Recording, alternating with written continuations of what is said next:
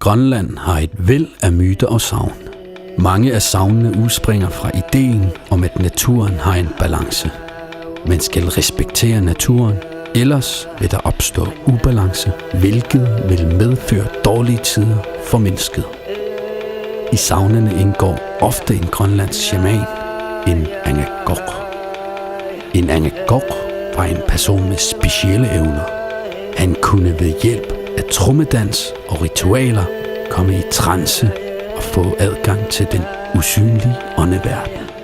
Med sig på ånderejsen havde åndemaneren sine hjælpeånder, der hjalp ham, hvis han mødte udfordringer. Når der var sygdom eller hungersnød, foretog åndemaneren rejser til naturens ånder, månemanden eller havets moder. Disse ånder bestemmer over naturen, og hvis de bliver utilfredse med menneskets opførsel, vender de sig imod mennesket. Angakokens opgave var at gøre ånderne tilfredse, så livets gode balance kunne vende tilbage. En myte om havets moder fortæller, at man havde lidt under manglende fangst i en længere periode. Folk sultede, og man opsøgte bopladsens angakok, så han kunne gøre noget ved problemet. Angakokken kom i sin trancetilstand og trådte ind i åndeverden. I følgeskab med sine hjælpeånder begyndte han ånderejsen til havets moders hus på havets bund. Da angakokken nåede til havets moders hus, så han en kæmpemæssig hund, der sad på taget og snærede.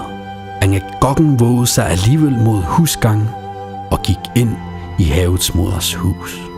Inde i huset sad en kæmpemæssig kvinde. Hun var gal og kiggede vredt på ham. En af hjælpehånderne hviskede i hans øre, at han skulle rense hendes hår, for derved at gøre hende glad igen.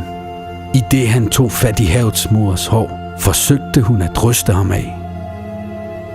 Men han holdt fast. Og da hun blev træt, begyndte han at rense hendes hår for snavs.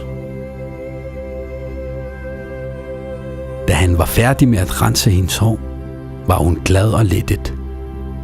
Hun fortalte, at menneskets grådighed gør havet snavset, og alt det smus sætter sig i hendes hår og gør hende styg og grim.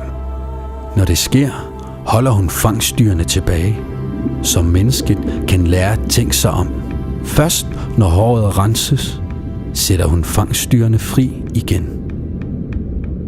Da angakokken begav sig tilbage til bopladsen, bad havets moder ham om at sige til folk, at de skulle tænke sig om, og ikke fange mere, end de havde brug for.